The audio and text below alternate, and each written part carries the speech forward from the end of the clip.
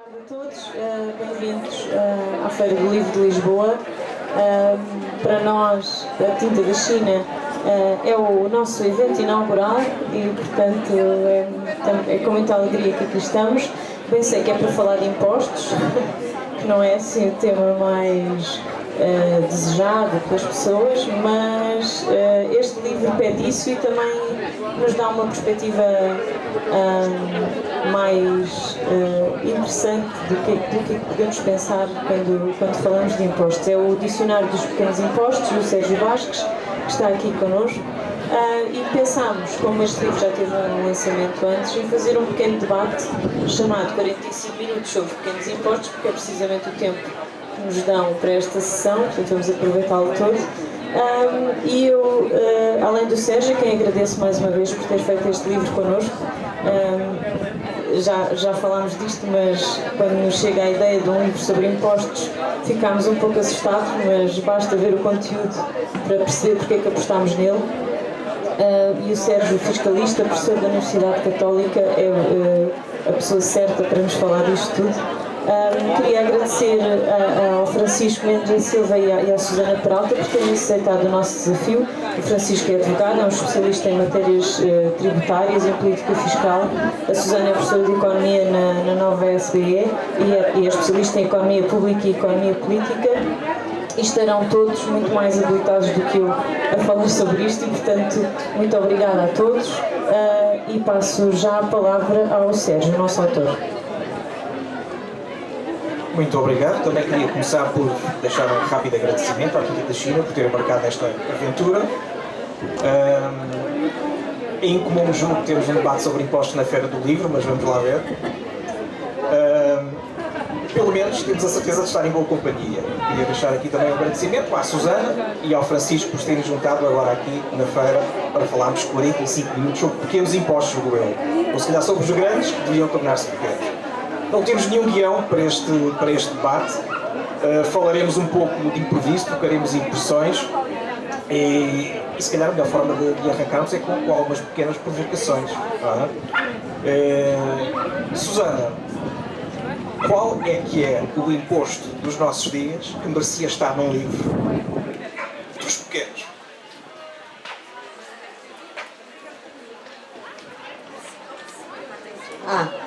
Que merecia estar nesse livro. Não, há aqui vários livros, mas há aqui sobretudo vários impostos que voltaram, não é? Há o imposto dos lucros extraordinários da guerra, se cá não estou a dizer o nome certo. Depois há o imposto dos refrigerantes, que também voltou, e há o imposto do turismo, com as várias taxas de turismo, como aliás tu bem dizes no livro. Portanto, há vários... Esses impostos mereciam estar aqui porque cá estão. E depois, há muito do debate aqui, o livro é fascinante por várias razões, mas por exemplo, há vários impostos em que nós vemos como é que o legislador, quando decide um imposto sobre um determinado comportamento, ou sobre um determinado consumo, ou sobre uma determinada atividade económica, depois como é que se diverte a decidir o que é que cabe exatamente no âmbito dessa atividade económica, não é? Por exemplo, eu tenho aqui o imposto do consumo supérfluo, por exemplo. O imposto do consumo supérfluo exatamente. Por isso vou só dizer que alguns exemplos. Aplicava-se a partir de 1962 a lençóis de banho com preço superior a 200 euros, calçado de homem acima de 300 euros ou de senhora acima de 250, reparem na disparidade de género, piugas acima de 50 euros, candeeiros acima de... escudos. Tudo o que eu disse em euros é obviamente em escudos. Candeeiros acima de 300 euros, alcatifas acima de 50 escudos por metro quadrado e gaiolas para aves canoras acima de 6 escudos. Mas depois tinham aqui umas isenções quanto a tratamentos de beleza, penteados artísticos e serviços análogos, estavam isentos, isto a partir de 1962 e não antes. Nos cabeleireiros de senhora, o corte de cabelo simples, as misas, as permanentes, a quente e as lavagens, e nas barbearias, o corte de cabelo simples, a barba e a lavagem. E isto para dizer o quê? Quer dizer, obviamente depois podemos imaginar como é que lá nos cabeleireiros determinavam exatamente o que era um corte de cabelo simples, o que é que não era simples, ou nas barbearias o que era também o corte de cabelo simples. E isto é muito divertido porque eu acho que por exemplo, o debate que está a haver agora, que ainda esta semana a Autoridade Tributária teve de voltar a fazer uma nota explicativa ou esclarecedora acerca dos produtos que estão ou não estão incluídos no IVA zero, porque, por exemplo, a questão das espetadas, não é? Se é ou não é uma carne transformada, e depois, no fundo, se inclui carne que vem de fresco ou congelada, dá, mas se tiver nuggets já não, e estamos na mesma história. Portanto, havia tanta coisa de hoje em dia que havia aqui neste livro que eu acho que para o ano vamos, eu não, mas tu convidarás outras pessoas mais competentes para falar de outro livro igual, mas com os impostos de agora. Oh, Sana, deixa-me só dizer que nesse imposto que tu referiste dos consumos supérfluos, a coisa que mais me impressiona é como o legislador teve esta ideia extraordinária de fixar o imposto em função de um valor absoluto, determinado, não é? Do preço. E, portanto, se tu compravas um fato acima dos 300 escudos, pagavas imposto. Se fosse 299, não pagavas. Portanto, já se imagina o resultado que isto dava no Portugal dos anos 60, não é? Hoje em dia daria igual. Sim, daria igual. Claro, daria igual. Não é? E se calhar este ano a grande tendência durante o verão vai ser andar a vender como é que é melancias no lugar de meloas, ou o contrário, não sei. Melancias disfarçadas. Não, deixa-me só dizer mais uma coisa que eu acho que é engraçada. No nosso imposto sobre os açúcares atual, das bebidas açucaradas, também tem escalões, não de preço, mas de conteúdo de açúcar por hectolitro. E é a mesma coisa, não é? Ou seja, a tendência normal é que tu já não vais ver ninguém que esteja exatamente acima do escalão, não é? Alguns vão estar mais acima, portanto vai haver bebidas com imenso açúcar, mas depois as outras vão localizar-se ali mesmo abaixo do escalão. Todos estes impostos sobre o consumo, que são por escalões, levam a escalões vários, de preço ou de conteúdos de diferentes coisas, levam a que o comportamento normal dos agentes económicos é localizarem-se ali abaixo. Aliás, há um termo técnico para isso, é o bunching. Mesma pergunta? Não, eu posso responder a essa pergunta com uma outra provocação, que é... a pergunta é qual é que é hoje em dia o imposto pequeno que devia acabar.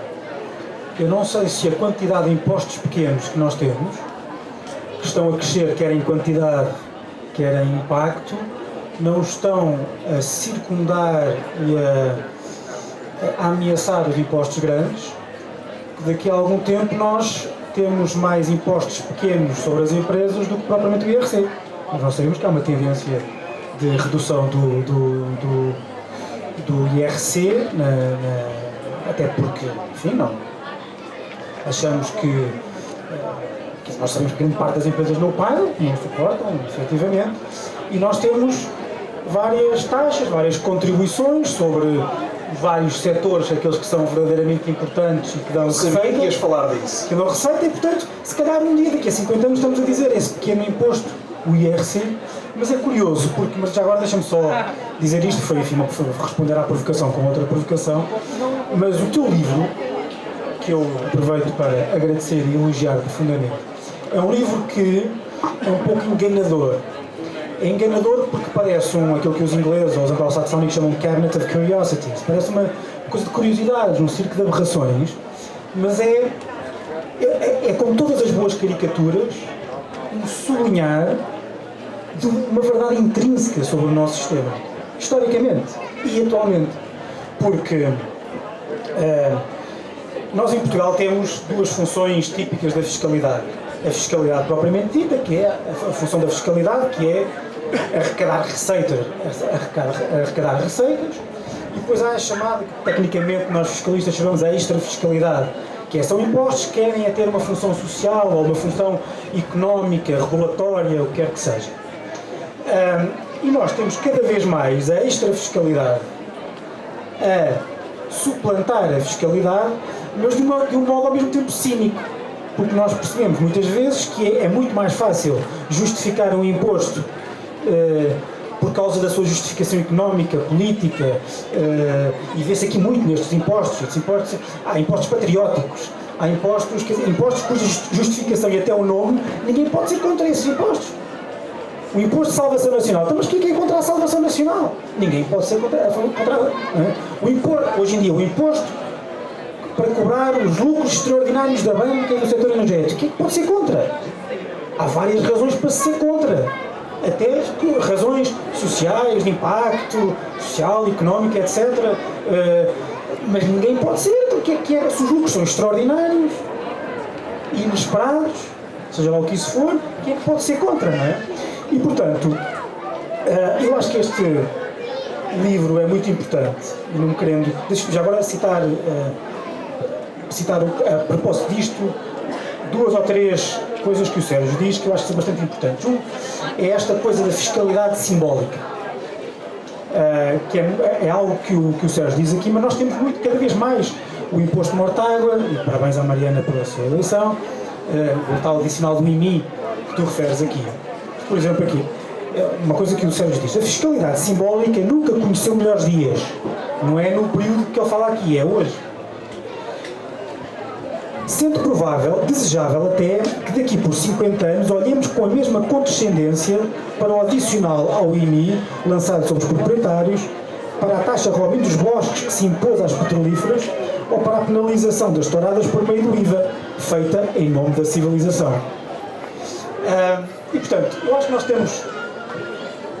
Se há alguma coisa que este livro, para fechar esta primeira intervenção, há alguma coisa que este livro tem, é porque mostra aquilo, sublinha, ou através da caricatura, portanto eu acho que reforça esta, se calhar, degenerescência que o nosso sistema teve depois de alguma racionalidade nos anos, final dos anos 80, final dos anos 90, início dos anos 90, para esta nossa tradição que nós sempre tivemos, que é um sistema muito justificado por algumas razões de oportunismo político, um sistema mais político do que propriamente racionalmente fiscal. E havia uma coisa que nós tínhamos, que é a reforma dos anos 80, as reformas do cavaquismo tentaram resolver, que era a ideia do sistema cedular. Nós estamos quase a voltar a isso, e voltando àquilo que eu te estava a dizer no início, sabias que eu ia falar, porque é um tema que nós temos discutido muito ao longo dos anos, até por, enfim, cruzamento profissional. Nós temos cada vez mais, se repararem, enfim, imagino que não reparem aqueles que não são profissionais da área, o Estado olha para o sistema económico português, para o sistema empresarial, para o mundo das empresas, e pensa quais são aquelas empresas ou quais são aqueles setores que podem de facto pagar impostos. E ao mesmo tempo que diz vamos tentar reduzir o IRC para parecer bem para uma parte do eleitorado, do outro, ao mesmo tempo que faz isso, diz mas agora vamos criar aqui uma contribuição sobre o setor energético, pode pagar, uma contribuição sobre o setor bancário, pode pagar, uma contribuição sobre o setor da distribuição, que pode pagar, e portanto o nosso sistema constitucional, que é um sistema assente em princípios com a capacidade contributiva e a igualdade, e todos contribuímos para os mesmos impostos por tendência, e depois daí, enfim, faz-se tudo que seja regulatório ou rotundas e etc. E não, estamos cada vez a caminhar mais para impostos cedulares, quase como há 30 anos, ou quase como aquilo que existia antes de podermos acabar com isso há 30 anos. E por isso é que eu acho que o livro é um livro muito importante, porque de forma quase caricatural, mas não é caricatural porque o livro é histórico, tu dizes que não és historiador, mas eu acho que o livro é bastante rigoroso do ponto de vista histórico, mas do ponto de vista quase caricatural, digamos assim, conta uma história que é bastante verdadeira e mostra como essa história pode estar de facto a regressar.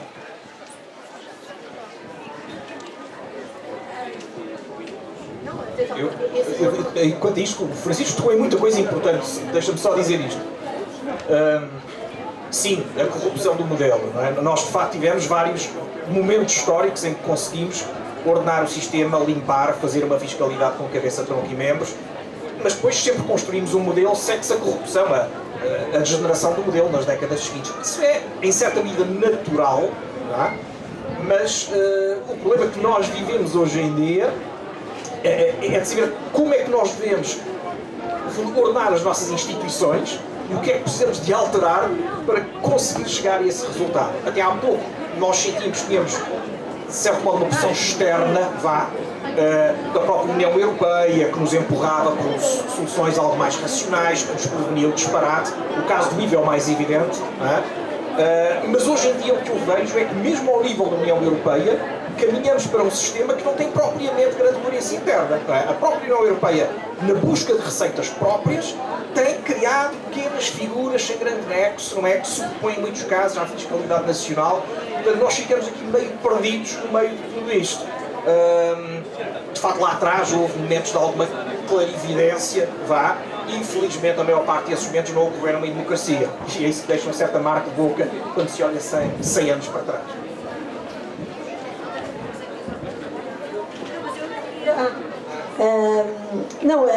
Eu queria dizer que eu acho que concordo completamente com esta degenerescência do sistema e acho que onde ela se vê bastante também é nos benefícios fiscais, não é? Que isso dava para fazeres um livro, outro livro igual, que é, porque estas exceçõezinhas todas, esta tralha que se encontra aqui nos textos que tu retiras dos diplomas legislativos que criam estes impostos todos, tu encontras hoje em dia nas descrições dos benefícios fiscais e também muitos deles com esta mesma, com características que tu aqui muitas vezes assinalas de alguns impostos, que são extremamente complicados e depois aquilo não gera receita nenhuma e muitos desses benefícios fiscais também têm uma materialidade duvidosa. Eu acho que há aqui uma coisa muito curiosa, que é, ou seja, aquilo que nós sabemos da teoria de impostos ótimos é que nós devíamos tentar, nós precisamos dos impostos, como o Francisco disse bem, para gerar receita fiscal, porque as coisas, isto tudo custa dinheiro, estamos aqui numa cidade com iluminação, não sei o que, isto tudo custa dinheiro, portanto precisamos de gerar, mas nós aquilo que aprendemos, pelo menos aquilo que eu ensino, e aquilo que ensinamos é que se deve tentar gerar essa receita com o mínimo possível de distorções, e daí é que vem a ideia de nós termos impostos de base alargada, com o mínimo possível de exceções e não sei o quê. Este livro é o anti-isso, porque de cada vez que se querem gerar receitas, geram-se impostos consignados por atividade económica, consignados por localidade. Está, por exemplo, aqui o imposto das terras alagadas, ou da terra alagada, não sei, que era para construir a barra de Aveiro, do Porto de Aveiro, mas imensos para financiar os cemitérios, para financiar a ferrovia, enfim, há de tudo. Impostos consignados, que são máquinas verdadeiras de distorções, e é como se o legislador não visse essas máquinas, não visse as distorções malucas que está a criar na economia, e quer dizer, com impostos com tanto nível de detalhe como este que nós ainda agora aqui vimos dos consumos supérfluos que tinham por preço e não sei o quê, o que isso faz é que os agentes económicos, em vez de se estarem a preocupar a fazer aquilo que têm de fazer, que é trabalhar, produzir, organizar as suas empresas, enfim, estão preocupados a pensar qual é a maneira que eu vou, com tanta regra, com tanta exceção, com tanta confusão, de que maneira é que eu vou, lá está, pôr o meu preço não a 300, mas a 299 para não pagar este imposto, não sei o quê. E isto é multiplicado por milhões de decisões com base nestas máquinas fiscais infernalmente complicadas e cheias de exceções. E é como dizia eu, como se o legislador não visse essa máquina de distorção. Mas depois, em todos aqueles impostos que são desenhados com uma intenção regulatória, que vocês chamam extrafiscal e que os economistas chamam impostos corretivos, o legislador está sobretudo a contar com a distorção. E isso é muito engraçado, é como se não vissem que uma coisa invalida a outra. E depois tem ideias mesmo parvas. Portanto, eu tenho aqui bem, há várias, mas o livro é incrível. Isto não é um livro sobre impostos, isto é um livro sobre Portugal, sobre as sociedades humanas, sobre os processos de decisão coletivos e também sobre a nossa maneira de viver em sociedade e sobre até um livro sobre moral, de uma certa maneira. Vão comprá-lo, isto é super divertido. Eu leio-se num instante, isto lê-se numa tarde, é maravilhoso. Isto não é uma crítica ao autor, eu estou a incitá-lo para fazer mais.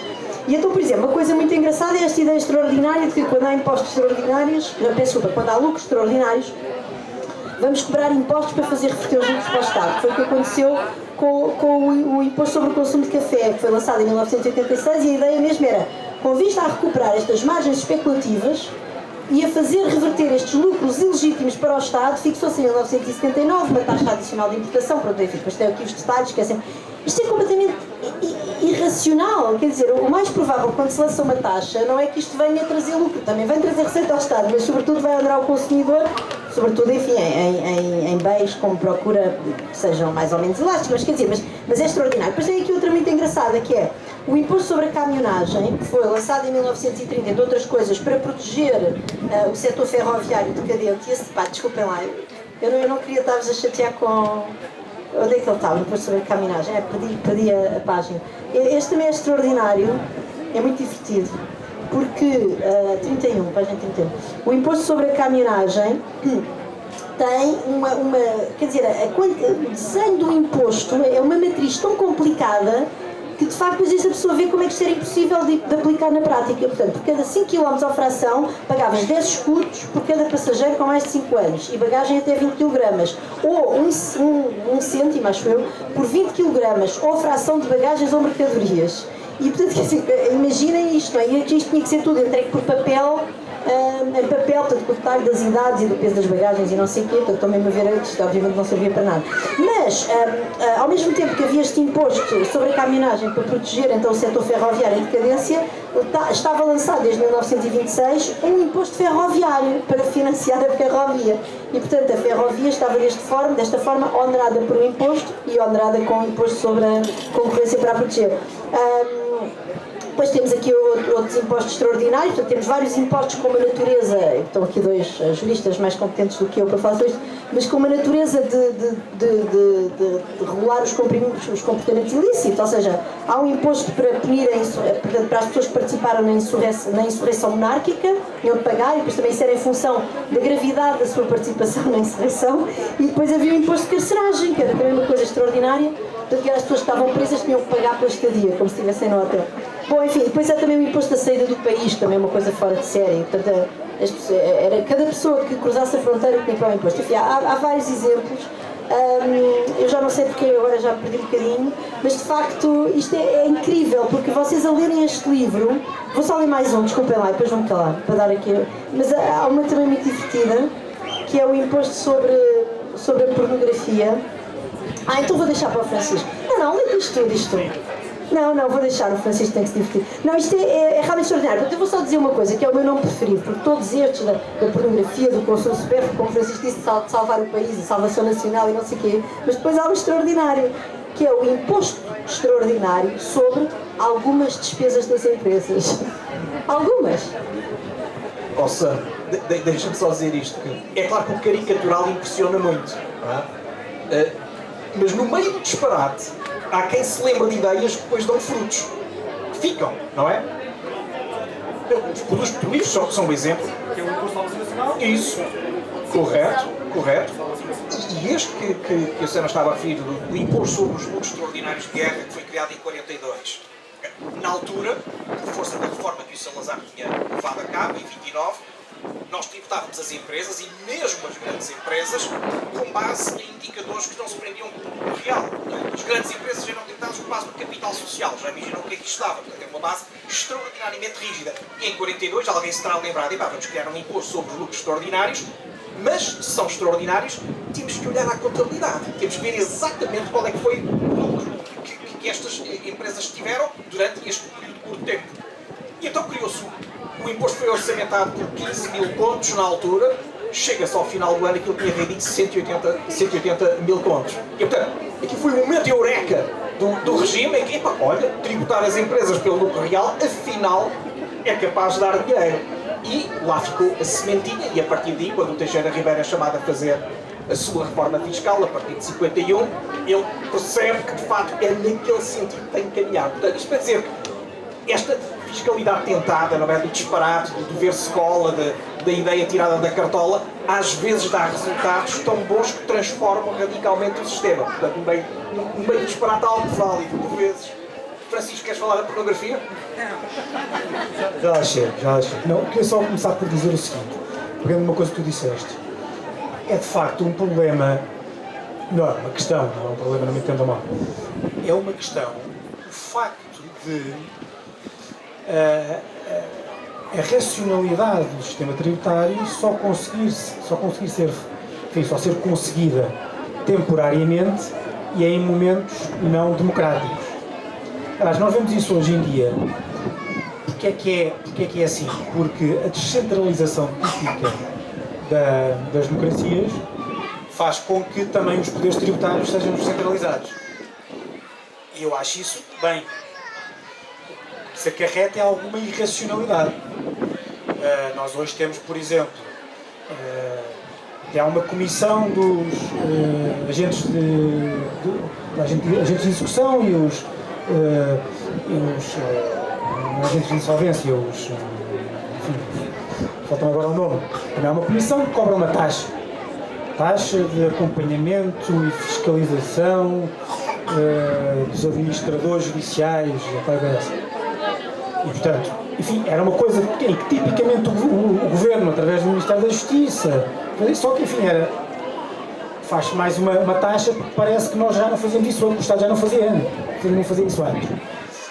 Aquela taxa conhecida da segurança alimentar também é uma coisa da Direção-Geral da Alimentação e Veterinária, quando o Estado já obriga as próprias empresas por sua conta, fazerem os testes e terem as suas políticas implementadas de segurança alimentar, mas depois o Estado diz, mas nós, Estado, também queremos exercer esses testes. Então, mandem para cá mais algum dinheirinho. E depois há esta coisa, onde é que porque eu queria falar porque eu queria falar da pornografia. Porque, de facto, há alguns destes, aquele cinismo de que eu falava no início, nota-se em alguns dos impostos que nós percebemos em que aquilo que o Estado quer é arrecadar receita. Não é necessariamente reduzir os comportamentos ou levar a alguma alteração dos comportamentos sociais. Por exemplo, há um que eu mais gosto, é o imposto de prestação de trabalho, que é basicamente um bocadinho parecido com aquilo que nós hoje temos como pena, que é trabalho a favor da comunidade. Isto era um imposto em que todos os chefes de família, há pouco estávamos a falar de desigualdade de género, aqui os chefes de família eram mal vistos como os homens, mas depois só eles é que pagavam este imposto. Pois, não sei. É só os homens. E portanto, repara, como é que isto era pago? Era pago pelo trabalho mesmo. Havia uma vez por ano em que, essencialmente para a rede viária, os chefes de família tinham que ir limpar as bermas da estrada, coisas assim. Só que, segundo os dados que o Sérgio reporta no livro, isto que era o imposto municipal, os municípios queriam saber, era que aquilo fosse remido em dinheiro, porque era sempre permitido que o imposto fosse remido em dinheiro. Portanto, o imposto era quase sempre pago em dinheiro. E os municípios não ficavam muito chateados com isso. O caso da pornografia é um caso interessante, porque é um imposto de 76. Quem vê aquilo pensa, não é uma coisa do antigo regime. Enfim, mas no antigo regime presume-se que a pornografia era proibida. Depois há uma certa continuidade moral, apesar de tudo, apesar da revolução política, é o Portugalzinho de sempre. Mas como não se pode proibir, porque era 1976 e era um bocado chato estar a proibir estas coisas, então faz-se um imposto com uma justificação. Eu gostava de pedir já agora dou-te o prazer que lês a justificação do imposto da parte do preâmbulo que citaste. Após quase meio século de mistificação do sexo e da total ausência de educação sexual, é compreensível a curiosidade. É compreensível a curiosidade que caracterizou a procura de publicações, exibições fílmicas e, em geral, de instrumentos de expressão e comunicação versando temas eróticos. Mas depois, como isto agora já são palavras do Sérgio, como a liberdade que segue à contenção repressiva leva sempre a alguns excessos, e agora de novo citando o preâmbulo da lei, em breve começou a assistir-se à exploração mercantil, já não do erótico ou do no artístico, mas do pornográfico e obsceno. Isto era o Diácono Remédios a falar em 1976. Mas lembra-me uma coisa, mas repara, isto é tudo bastante vago. Mas como disse um juiz do Supremo americano, naquela que é provavelmente a minha passagem da jurisprudência, a minha passagem favorita da jurisprudência constitucional do Ocidente, quando ele teve que dizer o que era pornografia, não acordam? Ele disse, I know it when I see it, que é, ao mesmo tempo, a formulação mais vaga e mais concreta e específica, tudo ao mesmo tempo, que eu acho que só foi, acho que na história da jurisprudência constitucional, só chegámos a um grau de, ao mesmo tempo, especificidade e vacuidade, quando o Presidente Sampaio dissolveu a Assembleia da República, dizendo vocês sabem do que é que eu estou a falar. Não disse, quer dizer, não disse. Quando dissolveu a Assembleia da República, portanto caiu o governo Santana Lopes, estava mesmo uma série de casos que eu já não sei qual é que era a expressão, mas era, enfim, que eu não preciso de dizer quais são. Reparem que para uma dissolução da Assembleia da República é a coisa mais extraordinária, mas pronto, usou-se essa fórmula muito usada nos debates futebolísticos pelo professor Otávio Machado. Mas é extraordinário como, de facto, muitas vezes as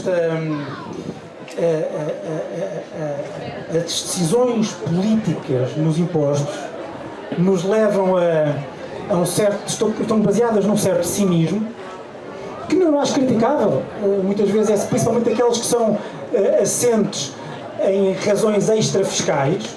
Quer dizer, quando é para cobrar imposto, é para cobrar imposto, toda a gente sabe para que é. Aí sim, I know it when I see it. Enfim, nós queremos recolher dinheiro, queremos cobrar impostos para recolher dinheiro, mas para tudo, para redes viárias e etc. Mas quando temos que justificar com base quando são impostos quase de regulação social, as coisas caem num nível de ridículo que eu acho bastante engraçado. Não, é que isto da pornografia foi realmente extraordinário. Mas imaginem lá, é maravilhoso, a secção lá da DG Arte, onde estavam as pessoas que tinham distinguido o erótico portanto, erótico ou no artístico, do pornográfico e obsceno, e para mais, a lei previa que os filmes de qualidade ficassem isentos do pagamento. Portanto, ainda tinham que depois ter aqui uma qualificação em cima, que era se fosse pornográfico e obsceno, mas de qualidade. Eu não garanto que a isenção tenha sido aplicada. Tu dizes que não, dizes que não há notícia por ano que a isenção tenha sido aproveitada, mas pronto, mas eu consigo imaginar os funcionários da DG Artes na discussão. E paralelamente, desculpa, temos de dar a palavra ao autor, mas há também o imposto sobre boates e cabarés, que também é da democracia. Este é de 1983, atenção. E depois aqui havia todo um debate que era no fundo a definição de boate e cabaré, que outra vez remete-nos para o Ivazer, para estas definições, depois como é que nós definimos o que é uma coisa e o que é que não é. E então há aqui, isto também é bastante interessante, na verdade, que eu acho que é um aspecto que raramente não surge tantas vezes quanto devia no debate, e que ainda não surgiu aqui neste nosso, mas um dos grandes problemas de nós termos estes impostos baseados em casos especiais, neste setor, naquele setor, naquela região, e que se aplica totalmente para o restandário, que são os benefícios fiscais, os 400 e tal, que temos no nosso ordenamento, é que isto é uma porta aberta à corrupção e à troca de favores. Depois é como, basta pôr o nome giro para as pessoas acharem quem é que é contra o Imposto de Salvação Nacional, como Francisco disse bem nisso. E então aqui temos um deputado do PSD, José Vitorino, que vai então fazer a defesa, no fundo, separar o trigo do joio dos bares e cabarés. Os bares, snack bars, e aquilo que se pode designar por cafés-bares, abertos depois da meia-noite e com uma frequência social que se poderá designar como normal e que, em especial em regiões turísticas, prestam uma função socioeconómica relevante, não deverão ficar sujeitos a este tipo de imposto e tal, depois continua a sua argumentação. E o Sérgio assinala bem que José Vitorino seria mais tarde agraciado por François Mitterrand. Isso, enfim, é menos para aqui, porque me interessa, é distinguido com a entrega do certificado do Motoclube de Faro pela presença no 31º aniversário do clube e pela amizade e apoio demonstrado à instituição, que obviamente deve ter tido o seu bar lá aberto até, não sabe bem que horas, e ainda bem, mas ficou isento do imposto de boates e cabarés, porque apesar de estar aberto depois da meia-noite teria uma frequência normal e tal. Isso resulta do currículo do próprio, tal como publicado online, portanto é absolutamente fidedigno. E a ligação aqui sou eu que a faço entre a troca de favores. Não vem de todo sugerida no livro do autor, que é uma pessoa de bem. Mas isso que dizes... E tu és uma pessoa de bem, mas depois chamas-me aqui para falar do teu livro. Mas isso que dizes é totalmente acertado. Quer dizer, quando nós criamos, seja benefícios fiscais com cunho seletivo, seja tributos com cunho seletivo, temos naturalmente a oportunidade para a troca de favores, para a pressão, para o arranjo. E nós temos hoje em dia impostos, ou contribuições das tais, que realmente oneram 2, 3 empresas. Portanto, saber quem fica dentro ou quem fica fora é absolutamente determinante, não é? Há um ponto aqui que também mais sério, mas que é este, é o saber porque é que nós multiplicamos estas soluções nos últimos 20 anos. Sem dúvida que as multiplicamos também, não só pela necessidade de ir atrás da receita, não só pelo jogo democrático, ser mais fácil isolar, não é? Tributar de forma seletiva do que através do imposto com cunho geral, mas multiplicá-los em larga medida porque os tribunais validaram estas soluções. Isso é um ponto importante, o Tribunal Constitucional muito em concreto. A posição do TC alimentou a produção contínua de tributos seletivos ao longo dos últimos 20 anos. Não é? Isso é algo que também nos deve levar a pensar. Os agentes políticos respondem a estímulos, e quando temos decisões altamente permissivas para construções deste tipo, é natural que quem está no poder diga, olha, por que não, não é? Por que não mais uma contribuição sobre a distribuição alimentar, sobre a energia, sobre a floresta e por aí adiante, não é? Mesmo que renda umas dezenas de milhão apenas, ou umas poucas centenas, isso já ajuda para fazer a diferença na execução orçamental. Por isso eu não tenho grandes expectativas de que isto se altere nos próximos tempos, ainda que nós juristas saibamos que ao nível do TC as coisas começam a mudar um pouco, não é? Começamos a ter decisões mais interessantes, mas ainda não o suficiente para virar as coisas. Quer dizer, não só não se prevê que altera, como eu acho que vai recrudescer, vai ficar tão bom para advogados, qualquer dia uma contribuição sobre os advogados, por lucros extraordinários. É? Cotas da ordem, sim, mas se calhar adicional à cota da ordem. Podem fazer. Não sei se. Queria só já agora dar dizer duas coisas. Uma é. Às vezes também temos aqui alguns casos em que a discussão é o escopo é tão alargado que não permite isentar ou distinguir aqueles que não deviam estar aqui. Por exemplo, há uma situação que tu fazes. Há um imposto que é o imposto de saída do país, que já foi aqui dito, também de 83, do tempo do Soares, que é uma espécie de, como tu dizes bem, de antecessor do Exit Tax atual. E há um deputado, depois tu citas aqui a discussão no Parlamento, e há um deputado chamado Manuel Vilhena de Carvalho, da ASDI, que acho que era aquele spin-off do PSD, do PPD, na altura, em que ele diz, que nota-se mesmo que era o Parlamento na altura, havia outra, como é que eu ia dizer, outro elitismo, não necessariamente bom, não necessariamente mau. Diz ele, quer dizer, na perspectiva desta iniciativa legislativa, tanto deve contribuir para a redução do déficit do orçamento do Estado o viajante que vai a Londres comprar um sobretudo de vicuna, como um comerciante que vai tentar vender vinho na Bélgica ou sapatos na Nigéria, o veraneante que vai banhar-se no Mar Negro, como um imigrante que vem passar férias com a família para logo regressar ao trabalho na Esbanja, onde amealha as divisas que nos faltam. Trata-se, por igual, o estudante, quiçá bolseiro do Estado, que se prepara numa universidade estrangeira, e o ricaço que sai em cruzeiro pelo Mediterrâneo, o passageiro de avião em primeira classe e o de terceira em comboio ronceiro, à medida das posses de cada um.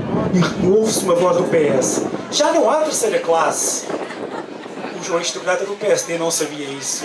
Sabia o aristocrata do PS.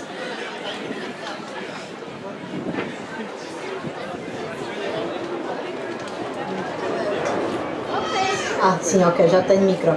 Não, este da saída do país é fascinante também, porque depois também tem aqui, mais uma vez, as exceções, não é? E as exceções aqui era do tipo do modo de entrada no país e depois do número de horas que as pessoas cá ficavam.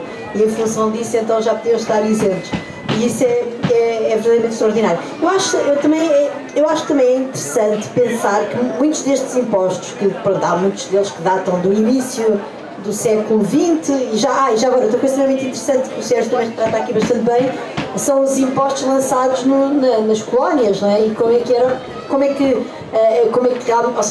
o poder colonialista de Portugal explorava as colónias e ainda as explorava para pagar o sistema exploratório que tinha construído. É verdadeiramente extraordinário, e distorcendo completamente o comércio. E na distorção do comércio, nós hoje em dia estamos a falar de um retrocesso em termos de comércio internacional, não é? E no fundo tínhamos uma espécie de um consenso no qual trabalhámos há várias décadas de que não se devia distorcer o comércio internacional, não devia haver tarifas e não sei o quê. Isso hoje em dia está a ir completamente, por razões várias, está a desaparecer infelizmente do nosso ordenamento internacional, mas aqui havia imensas distorções ao comércio interno, não só interno, dentro do território aqui continental, portanto os municípios tinham poder de tributar os bens que passavam pelos municípios, não sei o quê, distorções ao comércio completamente inacreditáveis, mas depois também distorções gigantescas ao comércio das ex-colónias. Portanto, há aqui um jugo em cima das ex-colónias, ele é de todas as dimensões, portanto distorce-se o comércio, exploram-se as matérias-primas e depois ainda por cima tributam-se as pessoas, incluindo as pessoas. Há aqui expressões que o Sérgio vai buscar à legislação, que tem a ver com a denominação que é dada às casas completamente, enfim, às construções das pessoas vivem, incluindo as pessoas que vivem em aglomerados que nem sequer se podem, enfim, que são verdadeiramente não são urbanos, quer dizer, sem nada e sem sequer construções, vamos dizer, enfim, minimamente modernas à luz da época. E isso eu acho que é bastante interessante também, perceber como é que realmente, quer dizer, como é que e é quase um milagre, na verdade, pensar como é que a economia, apesar de tudo, foi sobrevivendo com tanta distorção criada pela máquina dos impostos. E depois eu acho que há outro debate aqui também, engraçado, que este livro também suscita, que é, no fundo, a falta de capacidade, e pronto, isso o Sérgio explica, não é, que com a adesão de Portugal à OCDE houve a necessidade de criar, e depois também com a própria, houve dois ímpetos grandes, não é, à OCDE, e depois há o ímpeto da Comissão Europeia com a criação do IVA, mas digamos a necessidade de criar impostos, lá está, os impostos de base alargada e tentar ao mínimo evitar as exceções nas quais depois voltamos a cair.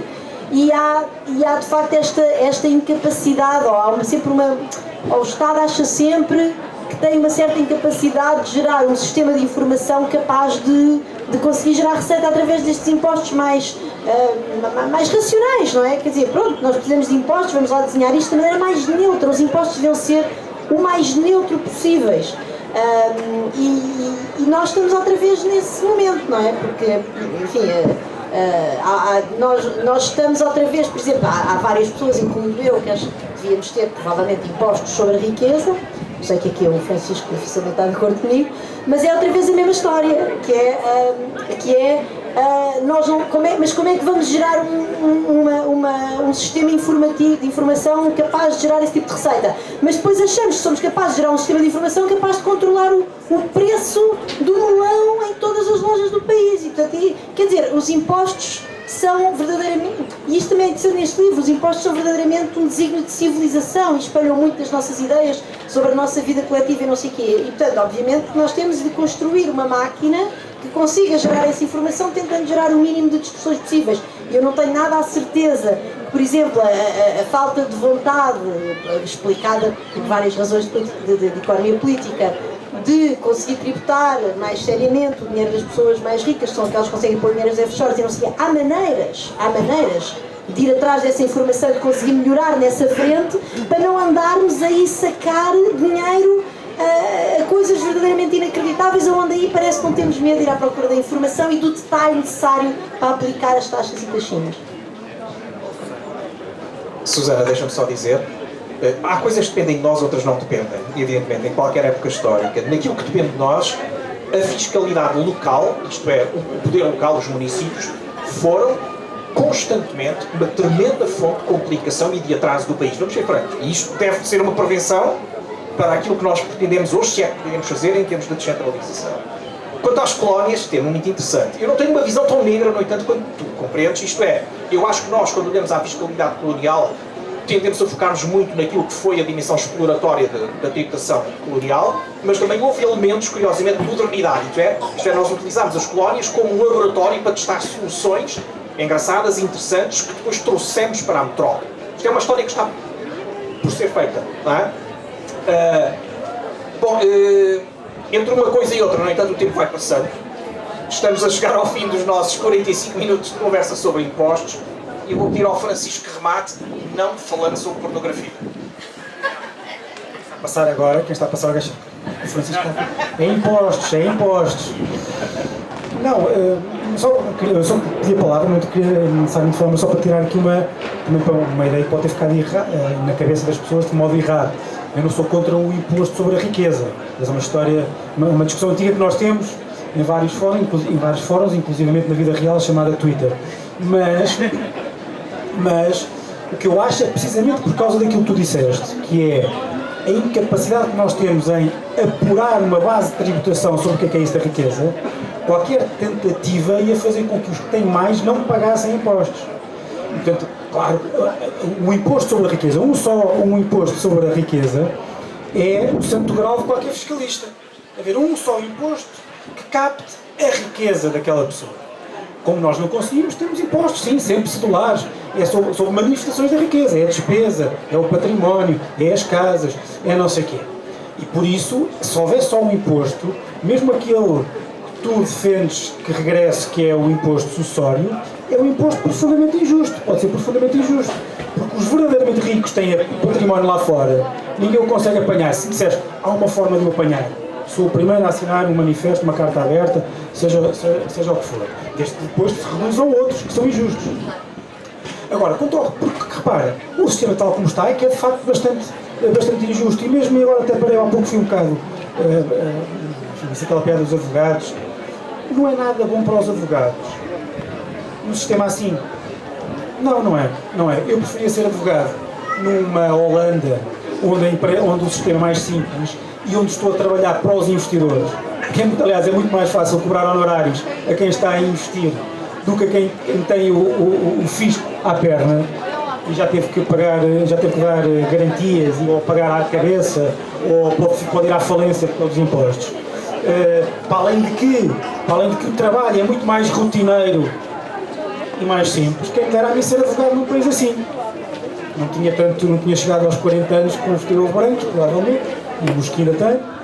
E portanto, essa também é um mito, essa ideia de que um sistema difícil, cheio de atrito e complicação, é bom para os advogados, não é nada, pelo menos para mim não é. Mas se calhar eu sou o que sou, já vi ali vários advogados dizerem que sim, estamos juntos. Obrigada a todos. Começámos com pequenos impostos, agora estamos aqui a falar de temas muito grandes para os quais o nosso tempo não chega. Obrigada a vocês, obrigada a quem esteve a assistir. O Sérgio Vasques vai agora dar autógrafos para quem estiver interessado no pavilhão da Tinta da China, que é mesmo aqui ao lado e portanto é uma pequena deslocação. Temos de libertar esta praça para o evento seguinte. Obrigada e boa feira a todos.